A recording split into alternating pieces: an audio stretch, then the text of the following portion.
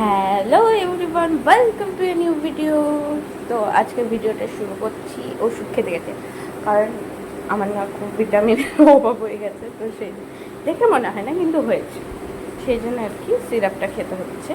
তো আজকে ভিডিওটা বানাবো মেনলি এই যে আমাদের চিমনিটা আছে, চিমনি ক্লিন করার। কারণ আমি রান্না করছিলাম, তো আমার যে পরিমাণের হাঁচি কাশি হয়েছে, তার চেয়ে আমার মনে হলো যে না, পরিষ্কার করে নেওয়াটা বেশি ইম্পর্টেন্ট। কবে লোক আসবে না আসবে। আর এখানে না কুচিনার সার্ভিসটা খুবই বাজে, এখনও আসে না। 100বার ফোন করা হয়েছে তবুও আসে না। তো এখানে ফার্স্টে আমি কলিং, তারপরে যেসব স্ক্রু ড্রাইভার এগুলো লাগে সব নিয়ে রেডি হয়ে গেছি। শুধু একটাই জিনিস ভুলে গেছিলাম, একটা বাটি লাগবে, কারণ আমাকে যে নাটগুলো আছে সেগুলোকে একটা জায়গায় রাখতে হবে, নাহলে আমি ভুলে যাবো কোথায় কী দেখেছি, হারিয়েও যেতে পারে। তো এই যে এই বাটিটা নিয়েছি। এবার কোন নাট বলছি, স্ক্রু ড্রাইভারটা আমার মানে কোন সাইজটা লাগবে আর কি, সেটা বের করে নেবো। এখানে যে চারকোনা টাইপের হয় ওটাই নিয়েছি।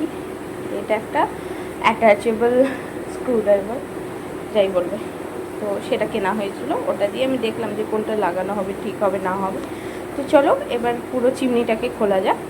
ফার্স্টে আমি দেখলাম যে কোন কোন জায়গায় নাটগুলো আছে, তো একটা খোলা হয়েছে। আর এখানে খুব সুবিধাজনকভাবে একটা ব্যাপার হয়েছিল, যেখানে ম্যাগনেট আছে, যার ফলে স্ক্রুগুলো না পড়ে যাচ্ছিল না। ফার্স্টে আমি যেই পাখার সাইডে যে কাপগুলো হয় সেগুলোকে রিমুভ করলাম। কী পরিমাণে নোংরা তেল জমেছে তোমরা দেখতেই পেলে। তো এগুলোকে আগে পরিষ্কার করবো, নাহলে সম্পূর্ণগুলো একদম করা অসম্ভব হয়ে যাচ্ছে। তো এখানে আমার দুটো স্ক্রাবার নষ্ট হয়ে গেছে, একটা যে তারের স্ক্রাব হয় সেটা নষ্ট হয়ে গেছে। শেষে আমার মনে পড়ে যে আমি গরম জল দিয়ে এটা ধুলে হয়তো পরিষ্কার হবে, কিন্তু না, তাতেও হয়নি। এটাকে হয়তো আমাকে ফোটাতে হতো, যেটা আমার লাস্টে মনে পড়েছে, কিন্তু তার মধ্যে আমার অনেকটাই ক্লিন হয়ে গিয়েছিল। তারপর আমি একটা শুকনো কাপড় দিয়ে সম্পূর্ণ যে নোংরাগুলো আছে এভাবেই পরিষ্কার করে নেবো ঝটপট। তো এটা ফাস্ট ফরওয়ার্ডে যদিও দেখাচ্ছি, এটাকে ক্লিন করতে এক একটা নেট ক্লিন করতে আমার 12-13 মিনিট সময় লেগেছে, এত পরিমাণ নোংরা হয়েছিল।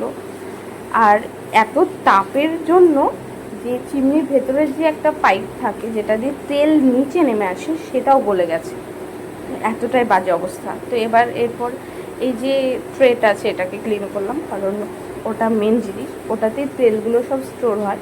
আর আরেকটা হলো যেটা ফ্যানের উপরে যে কাপ হয় সেটা। তো আমি কতটা ব্যস্ত হয়ে পড়েছি যে ওগুলোকে ক্লিন করার জন্য, তোমরা দেখতেই পেলে। তো আমার হাতের অবস্থা এরকম হয়ে গেছে। শেষমেশ কোনো রকমভাবে এটাকে এরকম ক্লিন করা গেছে। কাপগুলো খুব সুন্দরভাবে ক্লিন হয়েছে, কাপের ওপরে যে কালো কালো ক্যাপগুলো আছে সেগুলোও ক্লিন হয়ে গেছে। প্লাস এই যে সেই ট্রেটা চকচক করছে, তো এটার কালার এরকমই। এবার যাব চিমনির ভেতরের অংশে, এগুলোকে আগে সাইডে রেখে দিই। এই যে চিমনির উপরে যে টপটা আর কি, টপ তো না, এটাকে বটামই বললে বেশি ভালো হবে। এই যে বটামটা ছিল সেটাকে আগে খুললাম। তো আমি না ফার্স্টে স্ক্রু দিয়ে এদিক ওদিক আমি ভেবেছিলাম একটা নাট হবে, বাবারে প্রায় 2-4-6টা নাট খুলতে হয়েছে, তারপর এটাকে খোলা গেছে। এবার আমি ফ্যানের ওই জায়গাটা না হাত দিয়ে ক্লিন করতে গিয়ে আমার হাত কেটে গেছিলো, এত জ্বালা পোড়া করছিল, হয়তো মশলা টশলাও চলে গেছে। তো এত হাত জ্বালা পোড়া করছিল, মনে হচ্ছিলো আমি মরেই যাবো আর কি। শেষে তো হাতটা ধুয়ে এই বটমটা আবার আমি সেট করছি। এবার ঝটপট এটাকে লাগিয়ে নেবো, কারণ আমার প্রচণ্ড হাত যন্ত্রণা হয়ে গেছিলো। এইভাবে আমি ফার্স্টেও ধরে রাখতেই পারছিলাম না, হাতটা বারবার পড়ে যাচ্ছিলো। এই যে এখানে আমার মাথাতেও লেগে গেছে, তো এরকম অবস্থা হয়েছিল আমার সেদিন। তো যাই হোক, অনেক কষ্টে আমি পুরো জিনিসটাকে ম্যানেজ করতে পেরেছি।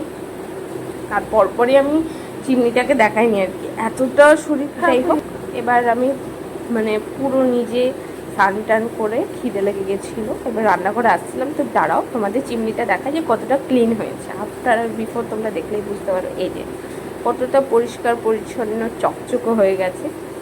তো তোমরাও এভাবে খুব সহজেই বানাতে ক্লিন করতে পারো চিমনি। অবশ্যই বাড়িতে ট্রাই করবে। আর যেগুলো খুব নোংরা থাকবে একটু সার্ফ জলে ফুটিয়ে নেবে, তাহলে খুব ঝটপট হয়। তো গেছিলাম একটা ফ্রেন্ডের বাড়ি, কারণ তার মেয়ে হয়েছিল, সেটাই দেখার জন্য। তো ওখানে ব্লগ করতে পারিনি, কারণ সবাই তো কমফোর্টেবল হয় না। তো সেই জন্য বাড়ি এসেই বললাম। তো আজকের মতো ভিডিওটা এখানেই শেষ করছি। Thank you for watching, bye by.